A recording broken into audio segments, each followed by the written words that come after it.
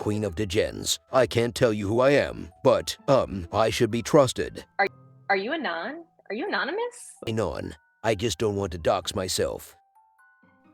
Oh, that's just too bad. Why is that? I think we should just get into some doxing today. I don't want to. Oh crap! It's me. Hey! Guys. I bet nobody could figure that out. I thought today we could chat a little bit about the doxing for the team behind Goblintown, since that's a video that we had shared recently. So link down below for that if you guys are interested in checking that video out.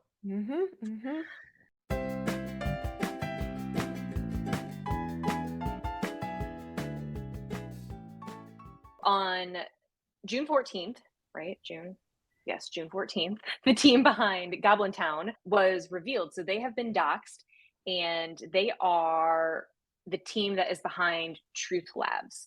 So Truth Labs has a few different projects. They're just a group of people that are working in Web3 from a creative aspect. And their first project that they came out with is Illuminati NFT, which is, I believe, 50% of the Met. I think it's. I'm sorry. I know what this is, and this was something else that the Floor app talked about. Yeah, and we'll have to link our episode of Floor app down in the description box once it's up. But interesting. Okay, so Illuminati. Yeah, so this was the first project that they came out with, and you can access it on open sale right now. Floor price of 0.75 ETH. A decent number of holders at 3,800. Their second project, much smaller offering, is the 187. So they do have a little bit of a nod to like goblins here in this project. And this project is sitting at a 13.8 ETH floor, but again, 147 owners. So I'm not going to go into these projects so much. It's really about the founders of the team here that are behind Goblintown. So again, we'll link to this project below. We'd love to hear any comments that you guys have on it. So please like, comment, and subscribe. And you can buy these today on secondary, as this has totally been minted out as well. And so that brings us to the actual team themselves. So there's 11 people in total, and we'll get into those guys, the team, in a second here. But they posted on Twitter this video, and this is really where all the information about who they are came. It's really cool. They play the same neat music for the video here, so I definitely suggest that you guys check it out.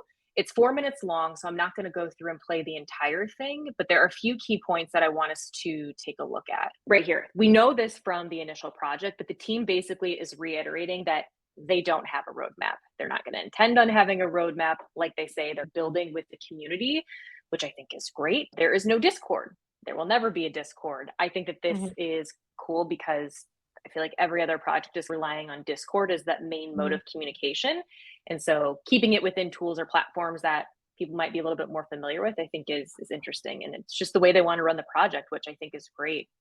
And then lastly, as we know, there's no utility behind this as well. And I do think it's cool that they are addressing like what even is utility, because it's subjective. I think it could be subjective to different people. So the team started off the video here that I skimmed over saying why at this point they feel like they need to dox. And they say that they feel like it's like the responsible thing to do, that as they're moving into some of the next phases, like people keep asking about merch and they didn't really feel comfortable having something like that unless their identities were out there and known. So I think that's commendable, but there's a little bit of backlash on it, and we'll talk about that in a second here.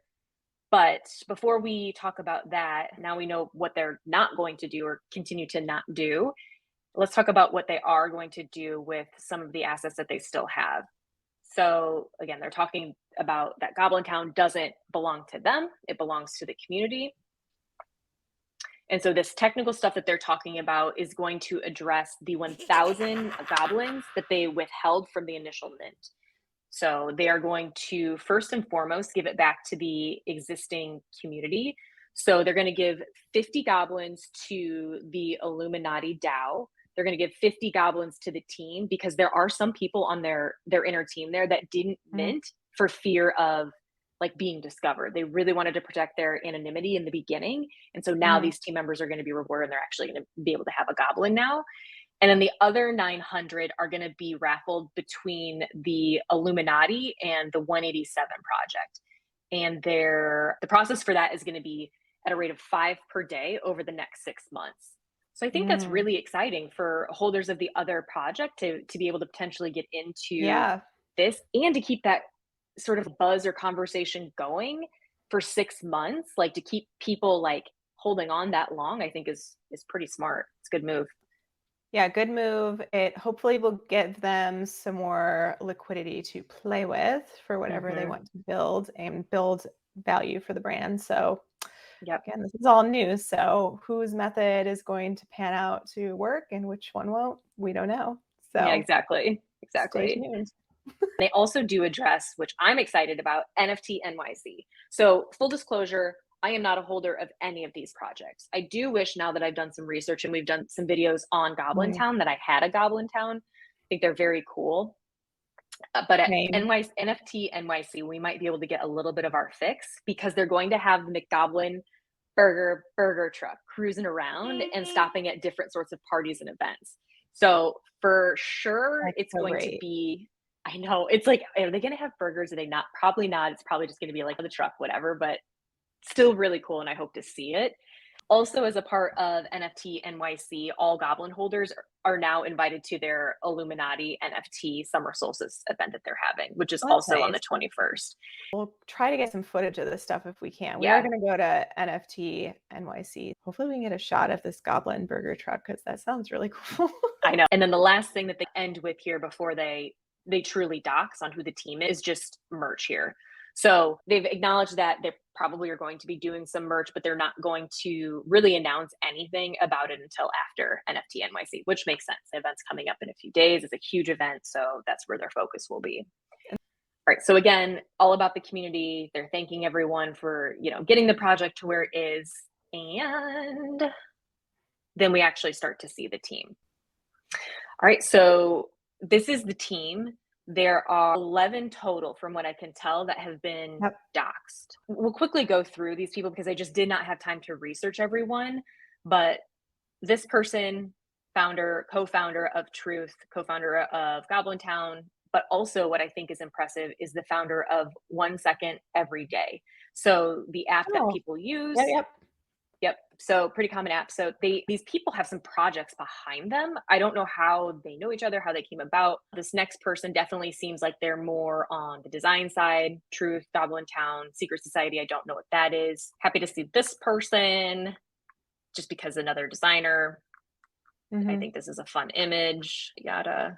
Okay, so this is a she, her, for their pronouns or her pronouns. And from what I can tell, I feel like this might be the only female on the team, but I could be totally wrong.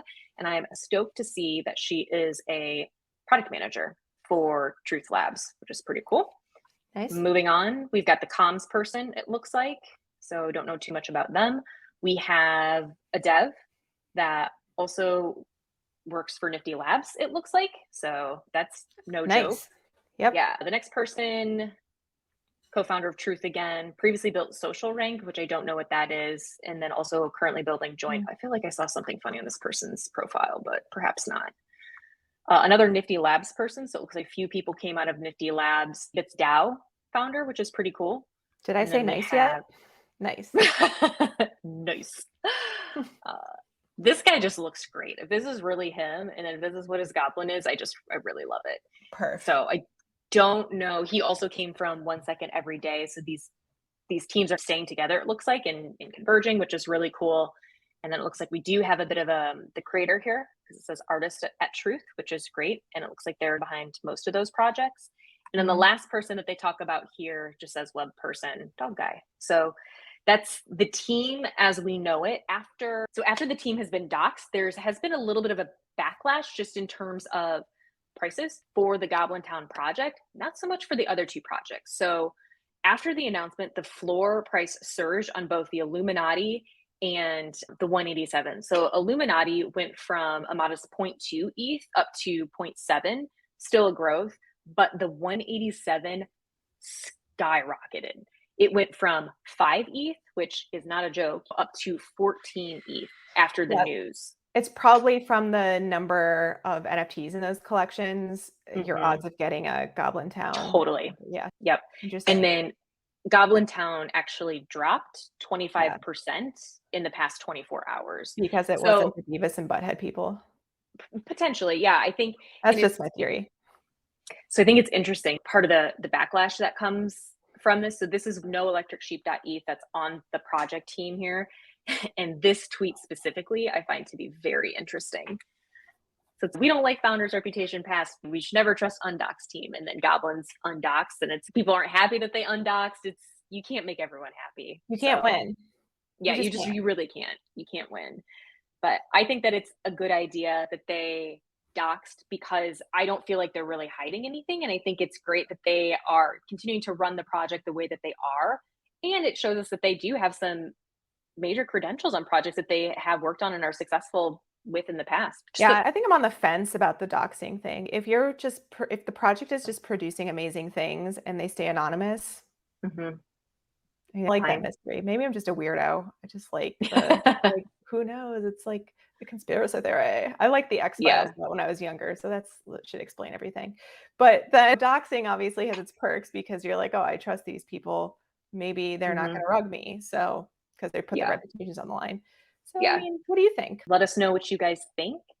Definitely leave us a comment and like and subscribe. We're trying to build that subscriber base back up. We're going to be at NFT.NYC trying to learn and grab as much content as we possibly can to bring back and share with you guys. So yes, so do stay with us, because we're going to have our brains expanded in New York, and we'll have so much info to share. Yeah, and maybe our IQs will go up a few points. So stick around to find out. Awesome. We'll see you guys in the next one. Bye.